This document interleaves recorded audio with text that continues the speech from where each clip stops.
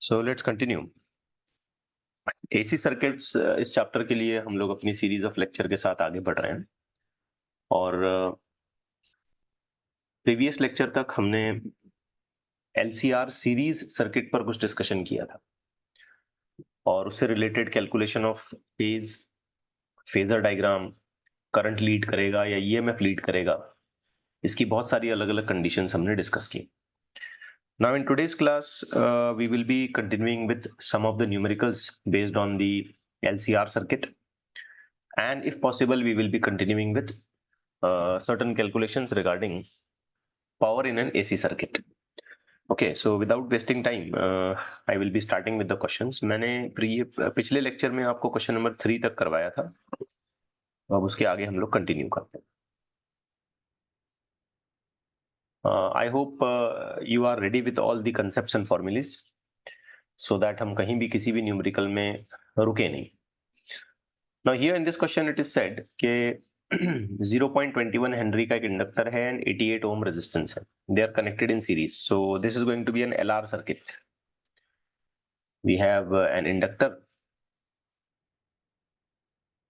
with 0.1 Henry and we have a resistance 88 ohm. Now they are connected in series to a 220 volt AC supply and 50 hertz. The current in the circuit and the phase angle between the current and the source voltage are respectively. अब देखो current निकालना है तो उसके लिए सबसे पहले हमको इम्पीडेंस कैलकुलेट करना होगा। आपको पता होगा इम्पीडेंस जो होता है ये होगा अंडर रूट में LR सर्किट के लिए R² plus XL²। So if you want to move on, आगे का कैलकुलेशन हमको अगर कुछ करना है तो सबसे पहले हमको XL फाइंड आउट करना होगा। तो XL is equal to L omega. Now this can also be written as L into 2 pi f frequency. L is 0.21, pi is 2 pi, so that we can just write into 2 into 3.14 into frequency is 50. Now you can just complete with this calculation. 50 into 2, 100, 100, and this will become 21. 21 into 3.14. Yes? 66. 66, very good. So that will be equal to 66 ohm. अब ये XL का value use करें और ये R का value use करें और Z निकालें। So let's continue with that. So Z will be equal to under root R as given to us, that is 88 का स्क्वायर प्लस XL अभी हमने निकाला 66 का square. Now just complete with this calculation and tell me what is the possible answer.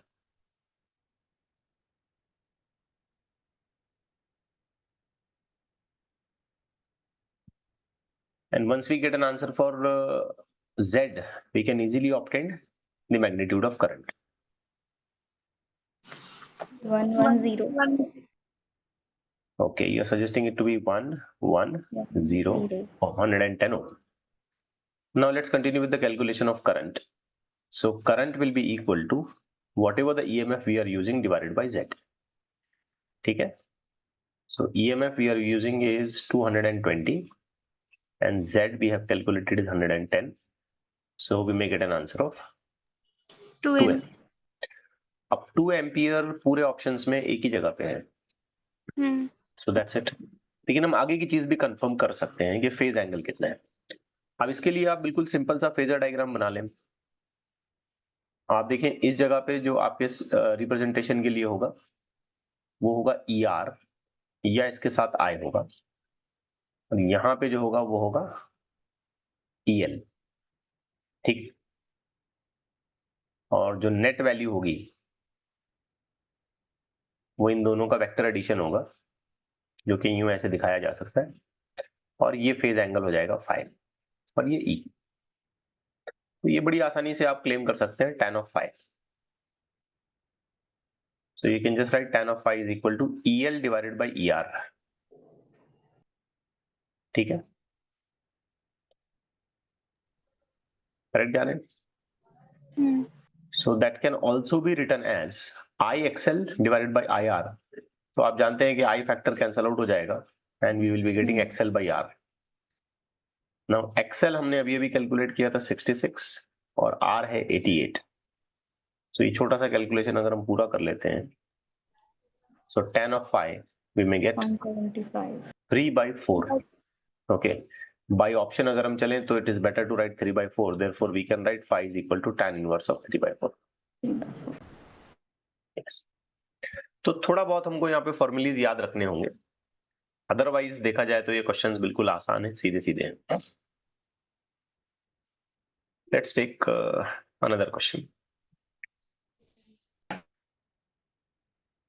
We cannot use a DC voltmeter to measure an alternating voltage because reason क्या है? AC supply अगर हमारे पास है, AC power source अगर हमारे पास है, तो उसकी मैग्नीट्यूड मेजर करने के लिए हम डीसी वाला वोल्टमीटर यूज नहीं कर सकते। तो आंसर बड़ा सिंपल है बेटा, एसी जो होता है ना उसका एवरेज वैल्यू 0 होता है, तो वोल्टमीटर कोई रीडिंग ही नहीं दिखाएगा। Average value of N alternating EMF और कंप्लीट साइकिल इज 0, तो डीसी वोल्टमीटर कोई डिफ्लेक्शन दिखाने का सवाल ही नहीं पैदा होता। तो उसके लिए अलग एसी का वोल्टमीटर हमको बनाना पड़ता है, ठीक है, that is different. Let's take the next one.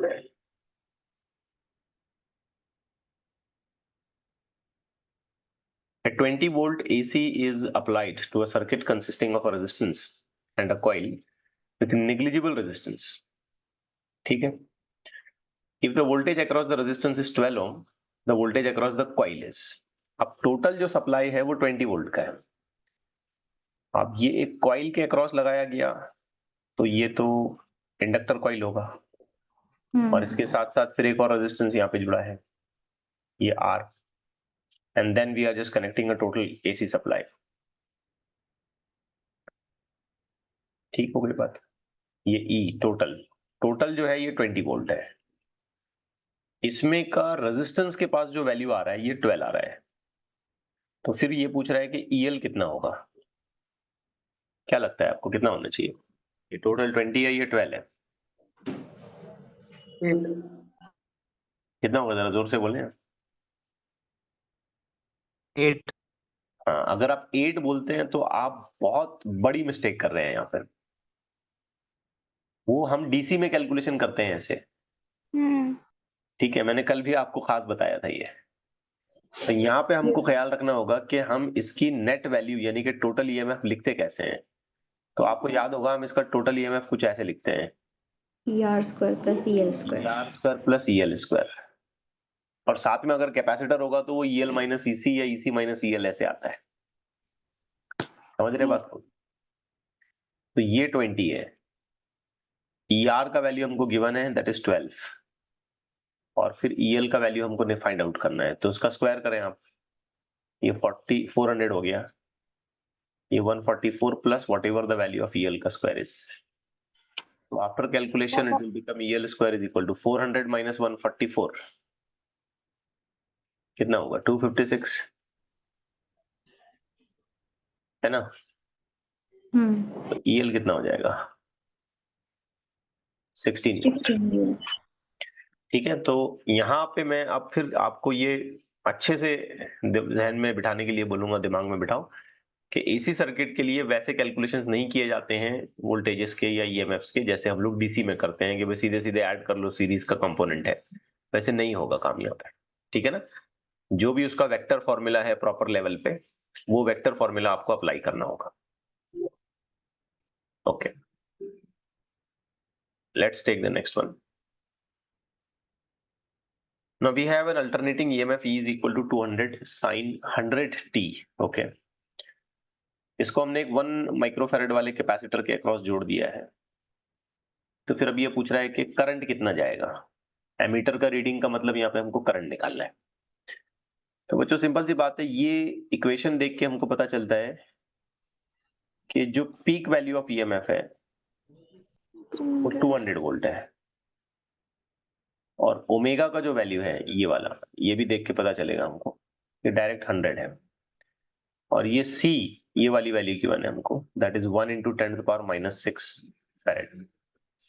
तो सबसे पहले हम इसका रिएक्टेंस निकालेंगे, XC, which we write 1/ωc। therefore x is equal to now 1 upon omega. Omega हमने अभी कैलकुलेट किया 100 और c का वैल्यू है 1 into 10 to the power minus 6। ठीक है, तो हमको आंसर मिलेगा 10 to the power 4। ठीक है, अब हमको करंट फाइंड आउट करना है। तो करंट फाइंड आउट करने के लिए हम बिल्कुल सिंपल सी इक्वेशन यूज करेंगे। चले पीक करंट हम लोग फाइंड आउट कर रहे हैं, तो पीक वोल्टेज डिवाइडेड बाय एक्सी ले लेंगे। पीक वोल्टेज हमको बताया जा रहा है 200 और हमने एक्सी अभी अभी फाइंड आउट किया था 10 to the power 4। तो ये हो जाएगा 2 into 10 to the power -2, यानी कि 20 into 10 to the power -3, which we can write 20 milliampere. However, this can be in ampere. So ये इसका ऑप्शन हो गया। बिल्कुल सीधे साधे क्वेश्चंस होते हैं। अब सीधे साधे in the sense straight forward रहते हैं, ज्यादा कोई खास कॉम्प्लिकेशंस इसमें आते नहीं है, चाहे आप नीट के एग्जाम देख लें या जेई देख लें, सीईटी देख लें। हाँ, ये जरूर बोलूंगा मैं कि अगर आप एडवांस लेवल के लिए कर रहे हैं तो वहां पर उसका कॉम्प्लिकेशंस या लेवल ऑफ क्वेश्चन जो है वो काफी बढ़ जाता है। बट हम ये जो एलिमेंट्री क्लासेस ले रहे हैं, ये तो जेई मेन तक ही हम अपने आप को रोक रहे हैं। इसमें हम एडवांस के लिए कोई अलग न्यूमेरिकल या उसका डिस्कशन यहाँ पर नहीं करते हैं। तो हम ये कहते हैं कि भाई हम थियरी कवर कर रहे हैं, उसके बाद साइमल्टेनियसली सीईटी को कवर कर रहे हैं, नीट को कवर कर रहे हैं, या फिर जेई मेन की एग्जामिनेशंस को हम टच कर रहे हैं। Now we have two coils P and S and they have mutual inductance of 5 millihenry. तो ये M है। If the current through the primary coil is this much, the maximum EMF induced is तो ये formula more और less mutual inductance की value पर depend करता है। E is equal to M times of, आपको याद होगा, DI by dt। हाउएवर आपको ये याद रखना है कि ये सेकेंडरी में डेवलप हो जाता है और ये प्राइमरी में डेवलप होता है। ठीक है, ऑफ कोर्स वहां पे एक माइनस भी आता है but that is symbolic. So M का वैल्यू है 5 into 10 to the power -3 millihenry के हिसाब से, into let me write this d by dt। अब I ये पूरा इक्वेशन है, that is 10 by pi, you have cos 100 pi t। अब इसका डिफरेंशिएशन आप ठीक से करें, so this will become 5 into 10 to the power -3 into 10 by pi वैसे भी डिफरेंशिएट नहीं हो रहा है। अब cos 100 pi t का डिफरेंशिएशन हो जाएगा 100 pi into minus sin 100 pi t। बस इसे अब रीअरेंज करिए, सॉल्यूशन बनाइए इसका and you are done with. तो ये पाई फैक्टर से कैंसिल हो जाएगा, ये 0 0 0 तीनों 0 10 to the power -3 को काट देंगे, तो फाइनली आपको आंसर मिलेगा 5 sin 100 पाई टी। तो आप देख सकते हैं जो पीक वैल्यू यहाँ पर वोल्टेज का डेवलप हो रहा है, ये डेवलप हो रहा है 5 volt.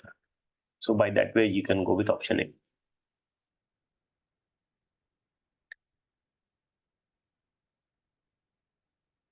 Let's take the next one.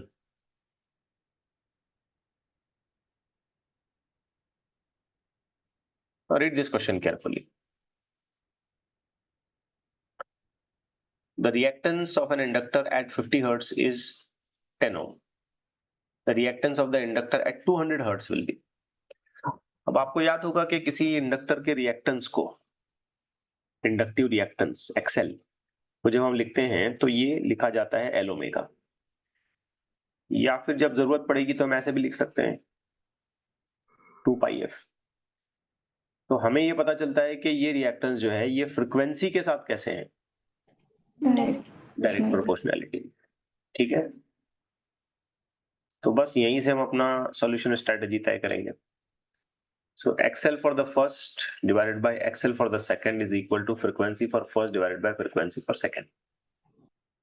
अब पहले वाला रिएक्टेंस है 50 हर्ट्ज का 10 ओम वाला, तो ये हो गया 10। दूसरे वाला रिएक्टेंस हमें पता करना है, दैट इज XL2। पहली फ्रीक्वेंसी 50 और दूसरी जो फ्रीक्वेंसी हमको गिवन है वो 200 है। बस कैलकुलेशंस पूरे कर लें, ये 0 से काट दें और क्रॉस मल्टीप्लाई कर दें, so that will become 200 divided by 5 and that is 40 ohm। That's so easy to go for. Let's take the next one.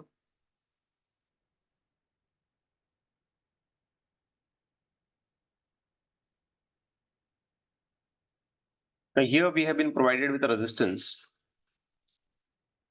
with the resistance value of 25 ohm, and it is connected in series with an AC source. The RMS current flowing through it is 353.3 milliampere. तो peak value of EMF क्या होगा?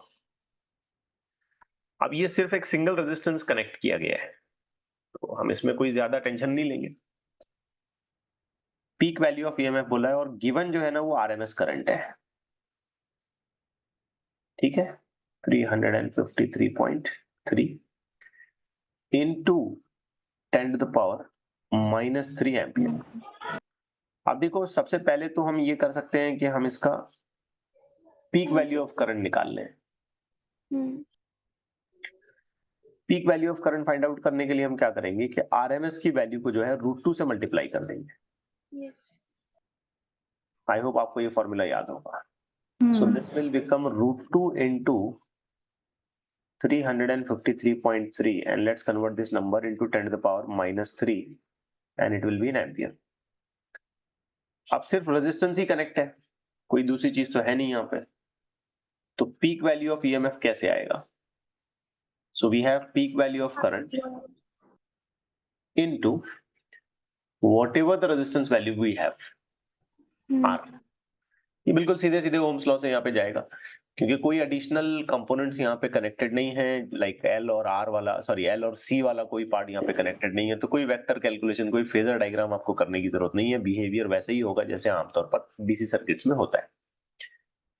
तो resistive circuit जब होता है तो थोड़ा सा केस सिंपल हो जाता है. So now we have E0 is equal to I0 हमने अभी भी फिगर आउट किया था, that is √2 into 353.3 into the value of R, and as per question the value of R is 25. अब ये सारा कुछ सॉल्व करिए आप, आपके ऊपर छोड़ देता हूं मैं. इसका आंसर आपको मिलेगा volt, and as you are suggesting that is 12.5. तो ये इसका corresponding answer.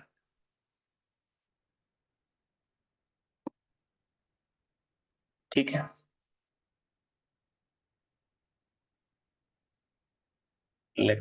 let's continue to the next.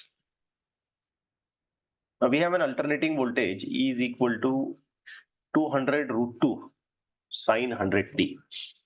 2 microfarad capacitor के अक्रॉस इसको जोड़ा गया है. फिर पूछा रीडिंग ऑफ एमीटर. मतलब बिल्कुल सिंपल सी बात है. सबसे पहले हम इसको देखते हैं, तो ये E0 है ना, 200, और इसी से अगर मैं ERMS जल्दी से निकाल दूं तो ये हो जाएगा E0 by √2, so that is only 200. Correct हो गई बात? Yes. अब कैपेसिटर जुड़ा है 2 माइक्रोफैरेड का. यहां से देखने पे हमको ये भी पता चलेगा कि ये जो फैक्टर है 100 वाला, ये क्या है? ये ओमेगा है. तो हम सबसे पहले XC निकालेंगे. XC हो जाएगा 1/ωc. So it will be 1/100 into 2 into 10 to the power -6. So that will become 0.5 into 10 to the power 4, यानी कि 5000 ओम. करेक्ट है? अब रीडिंग ऑफ एमीटर मतलब आपने करंट निकालना है, तो इस बार हम करंट का RMS वैल्यू निकालेंगे. चलो, IRMS सिंपल होगा,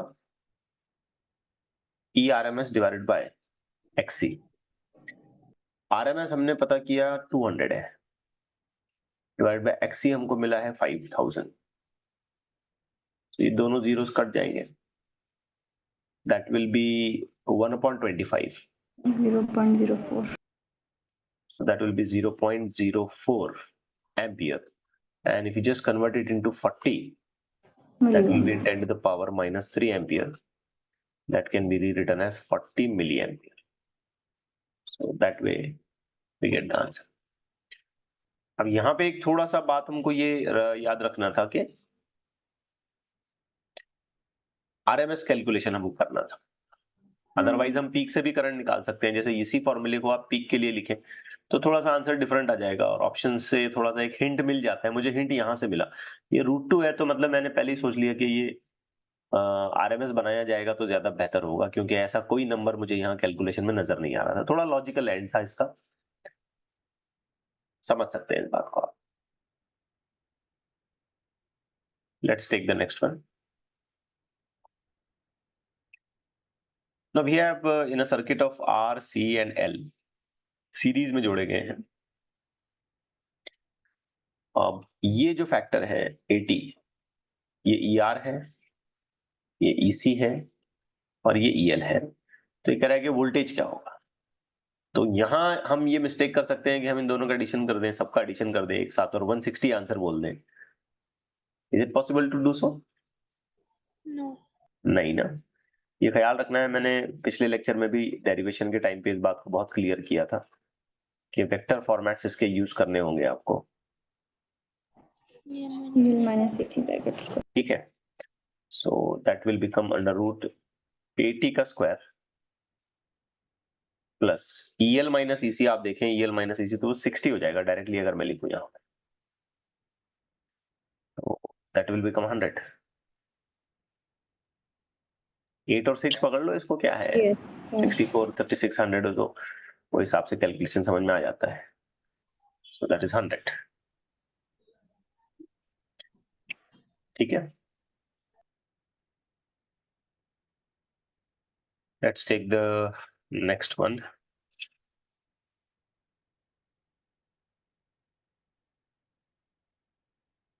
In an AC circuit, resistance R 40 ohm and inductance L are connected in series. If the phase angle between the current and voltage is 45 degree, तो ये पूछ रहा है कि भाई इंडक्टिव रिएक्टेंस क्या है। ये बड़ा अच्छा सवाल है, एक्चुअली लॉजिकली सॉल्व किया जा सकता है।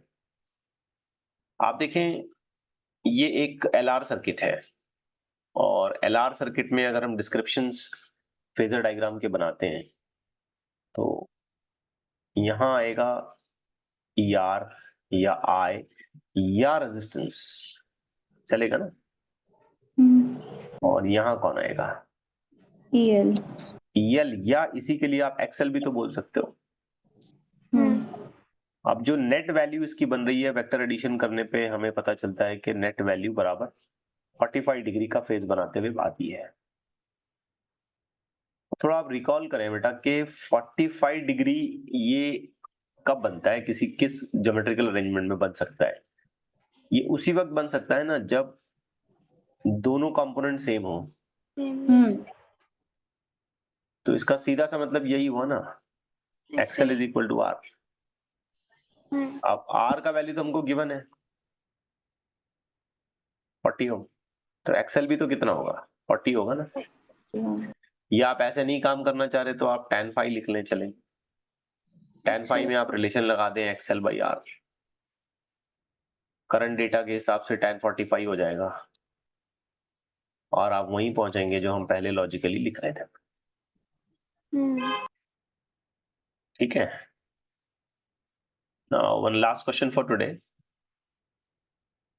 लेक्चर में आज ज्यादा स्ट्रेच नहीं करूंगा, ये आज का आखिरी न्यूमेरिकल करते हैं और फिर रुक जाते हैं, बिकॉज अगले हाफ आवर में मैं नहीं समझता कि मैं पावर को पूरे अच्छे तरीके से एक्सप्लेन कर पाऊंगा। तो 2 पार्ट्स में डिवाइड करने से बेटर है कि मैं इस लेक्चर को थोड़ा सा शॉर्ट कर लूं और फिर अगले लेक्चर में हम पावर का कैलकुलेशन पूरा डिटेल में एक साथ देखें, फुल 1 आवर लेक्चर बना के उसका। ठीक है, और ये आपको आज की डेट में थोड़ा फायदा भी पहुंचाएगा, बिकॉज आप प्रीलिम्स के लिए प्रिपेयर कर रहे हैं, थोड़ा टाइम भी मिल जाएगा आपको। ठीक है, now we have 2 coils with mutual inductance 5 × 10⁻³ current changes in the first coil according to this particular equation. I0 का वैल्यू 10 है और ओमेगा जो है ये 100 पाई है। तो मैक्सिमम वैल्यू ऑफ EMF क्या होगा, और वो भी 1 सेकंड में निकालना है। ये टाइम 1 सेकंड बोल दिया है इसने, चलें ठीक है। टाइम 1 सेकंड से वैसे कोई खास फर्क नहीं पड़ने वाला है। मैक्सिमम जब हम निकालते हैं तो उसका तरीका यही होता है कि हम पीक वैल्यू निकालें, तो फिलहाल तो हमें ऐसे लिखना पड़ेगा। ठीक है,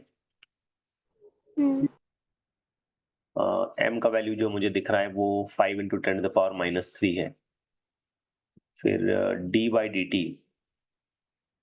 i, तो ये पूरा अपना i का टर्म है जिसमें ये i की वैल्यू, I0 की वैल्यू है, ये ओमेगा की वैल्यू है। तो अगर हमने इसको ठीक से यहाँ पे पुट अप किया तो ये हो जाएगा 10 sin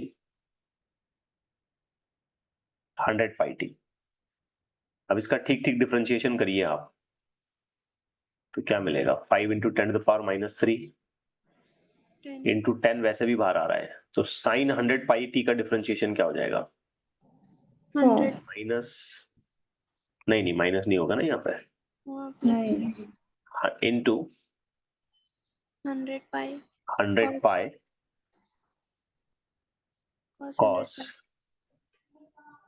100 pi t। pi t। अब बस छोटा सा कैलकुलेशन है, ये 0 0 0 10 to the power -3 सब कट गया, e का आंसर आ गया 5 pi cos 100 pi t। अब इसमें से बस पीक वैल्यू निकालना है। अब ये 1 सेकंड को आप यहाँ पे कंसिडरेशन में ना लाएं, 1 सेकंड को कंसिडरेशन में लाएंगे तो टी हटा के फिर कुछ मुश्किल कर देंगे आप, फिर तो इंस्टेंटेनियस निकल जाएगा। हमको तो बस पीक वैल्यू निकालना है, मैक्सिमम वैल्यू। तो मैक्सिमम वैल्यू हमेशा याद रखिए ये होती है फंक्शन से पहले जो लिखा होता है, ये हमारे लिए मैक्सिमम वैल्यू है E0 and that is 5 pi। On that basis we will make choice of this option B. ठीक है, यस चलिए फिर आज के लिए रुक जाए यहाँ पर। सर।